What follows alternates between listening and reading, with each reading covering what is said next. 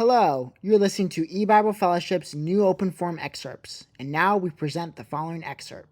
Welcome to our open forum program. Please go ahead with your call. Hey, Chris. Daniel 8, verses 11 to 14. Okay, Daniel 8, verse 11.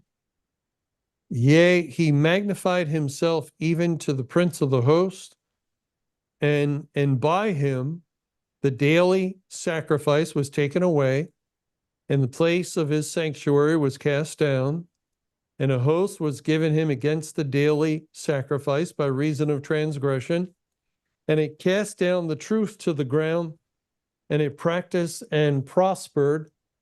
Then I heard one saint speaking, and another saint said unto that certain saint which spake, how long shall be the vision concerning the daily sacrifice and the transgression of desolation, to give both the sanctuary and the host to be trodden under foot? And he said unto me, unto 2,300 days, then shall the sanctuary be cleansed. And Daniel 12:11. Daniel 12:11. And from the time that the daily sacrifice, and by the way, every time I've read sacrifice in Daniel 8 and here, it's italicized, so it's not in the text.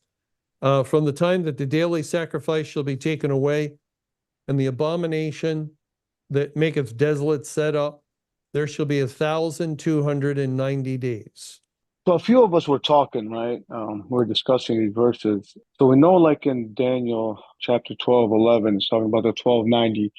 4 times 1290 goes from, I believe, 586 all the way to 1994, when Christ, the essence of Jubilee, poured out his spirit and the latter rain began. But in 88, was it that time that the daily was taken away, and in 94 everything was cleansed? Is that why we say that 94 was official judgment? Or kind of getting confused a little over, about that, how we say 88 was when Christ left the churches, but then 94 is the official year of judgment. The 2,300-day period Mm-hmm.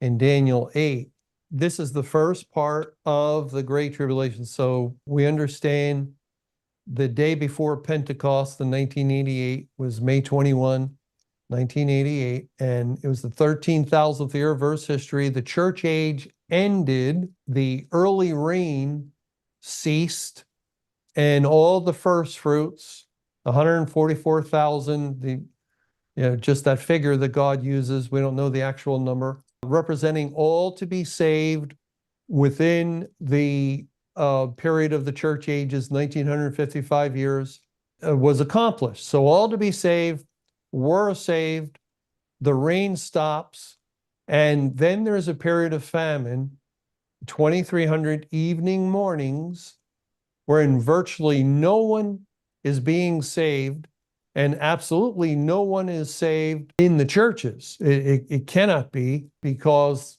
the activity of the Spirit of God has ceased. And then in 1994, September 7th, 94, the 2,300 days expires and the latter rain begins. It's the Jubilee year, time to set the captives free. And God begins saving his best work for last, of saving the great multitude. He starts to save people, all of them outside the church, this great multitude. So what you were referring to, the establishing of the abomination of desolation, we read that in Matthew 24. It says and it directs us really to Daniel, to some of the verses we read.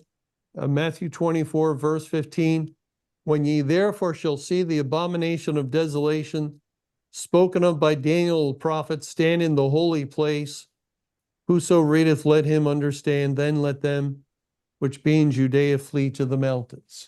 So when you see with eyes of understanding that Satan is in the church, then it's time to flee.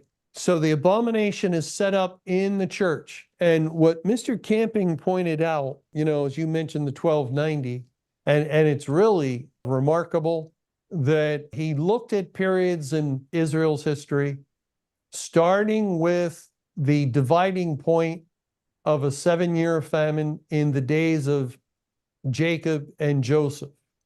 And we know from Acts 7 that God calls the dearth or famine in that time great affliction, which in the Greek are the same two words translated great tribulation in Matthew 24. So the 7-year famine represents great tribulation, the fullness of the great tribulation that will in actuality turn out to be 23 years. Thanks for watching, and be on the lookout for more new open forum excerpts that will be added periodically.